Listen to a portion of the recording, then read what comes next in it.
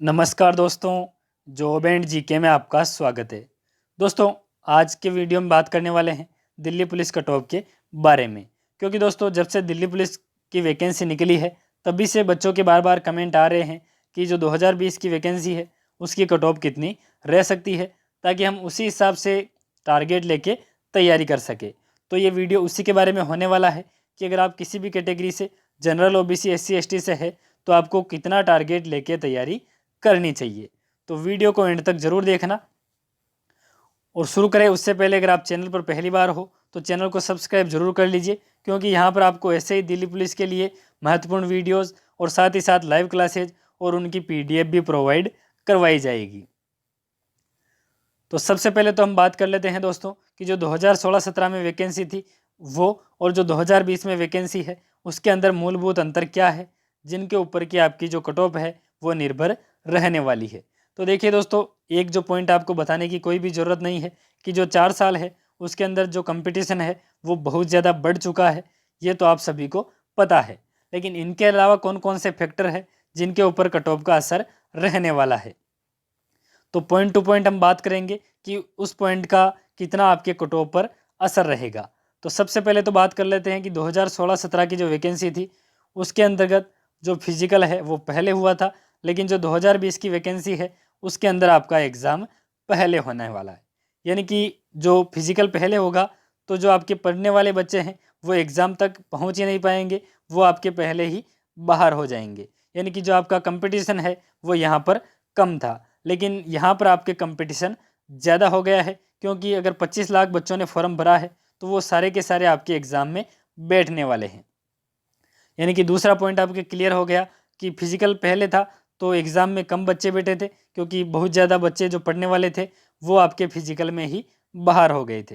लेकिन इस बार आपके पूरे के पूरे जितने भी फॉर्म भरे गए हैं वो सारे के सारे एग्ज़ाम में बैठेंगे।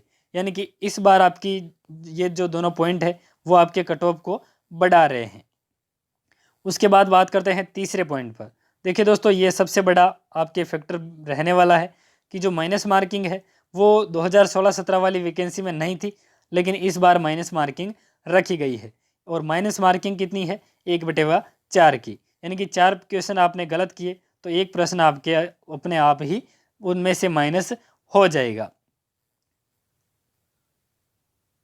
तो दोस्तों, जो माइनस मार्किंग है उसका आपकी कट ऑफ पर क्या असर पड़ेगा? तो देखिए दोस्तों, जो आपकी माइनस मार्किंग है इस बार है तो जो आपकी कट ऑफ है उसको यहाँ पर ये कम रखने वाली है। क्यों? क्योंकि दोस्तों, अगर आपके माइनस मार्किंग नहीं है तो अगर आपने 70 प्रश्न किए और अगर आपको 30 नहीं भी आ रहे हैं तो आप 30 में से तुक्का मार के आते हैं, और उनमें से आपके 7 से 8 क्वेश्चन अगर आपको कुछ भी नहीं आता तो भी आपके सही हो जाते हैं। लेकिन वहीं अगर बात करें, अगर आपकी माइनस मार्किंग होती है तो आप क्वेश्चन करके आते हैं लेकिन उतने पूरे नहीं कर पाते, क्योंकि आपको माइनस मार्किंग का खतरा रहता है। जो आप श्योर पर्सन, आप जिस प्रश्न पर आप श्योर है वही करते हैं, इसके अलावा थोड़े क्वेश्चन आप डाउट वाले भी ले लेते हैं। तो इस प्रकार आप पूरे प्रश्न यहाँ पर अटेम्प्ट नहीं करते, तो जो आपकी कट ऑफ है वो इस कारण से कम ही रहती है। उसके अलावा बात करते हैं चौथे पॉइंट की। तो देखिए दोस्तों, पिछली बार और इस बार में सबसे बड़ा अंतर ये भी है कि जो आपके सिलेबस है उसमें भी थोड़ा सा बदलाव हुआ है। क्योंकि पिछली बार जो रीजनिंग है उसके 35 प्रश्न आते थे, लेकिन इस बार घटाकर जो 10 प्रश्न घटाकर उसके 25 प्रश्न ही कर दिए हैं। और जो 10 प्रश्न घटाए हैं वो इस बार कंप्यूटर के रूप में नए जोड़े गए हैं।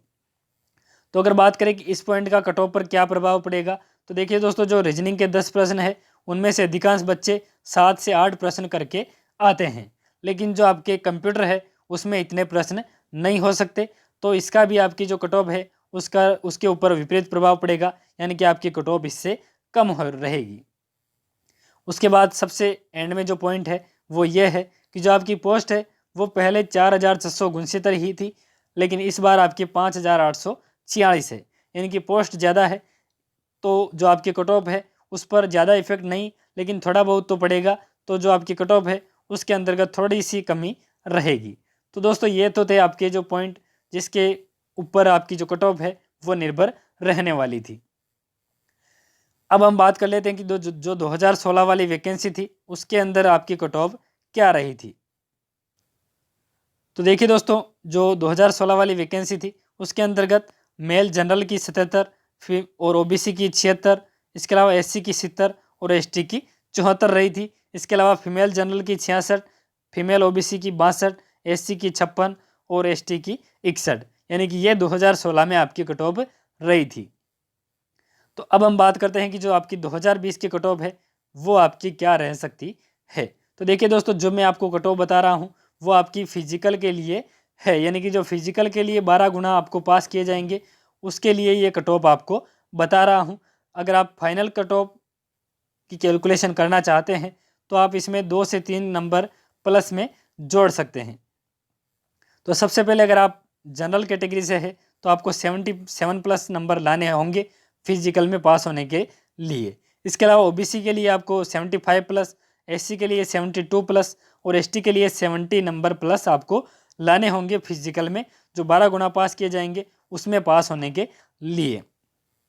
इसके अलावा अगर आप फीमेल कैटेगरी से है तो जो भी आपकी कैटेगरी है उसमें से आप 7 से 8 नंबर घटाकर जो आपकी कैटेगरी है उसके अनुसार आप मान सकते हैं। दोस्तों, वो तो हो गई आपकी जो कट ऑफ है। उसके बाद कट ऑफ आपकी पेपर पर निर्भर रहेगी, लेकिन सबसे ज़रूरी बात कि जो आपको टारगेट है वो कितना रखना है। तो देखिए दोस्तों, आप किसी भी कैटेगरी से है तो आपको 80 नंबर प्लस का टारगेट रखना है। अगर 80 प्लस आप लाते हैं तो आपका फाइनल सिलेक्शन कोई भी नहीं रोक सकता। तो यही आपको टारगेट लेके चलना है। तो दोस्तों, अगर वीडियो अच्छा लगा है तो लाइक कीजिए और चैनल को सब्सक्राइब करना ना भूलें। जय हिंद, जय भारत।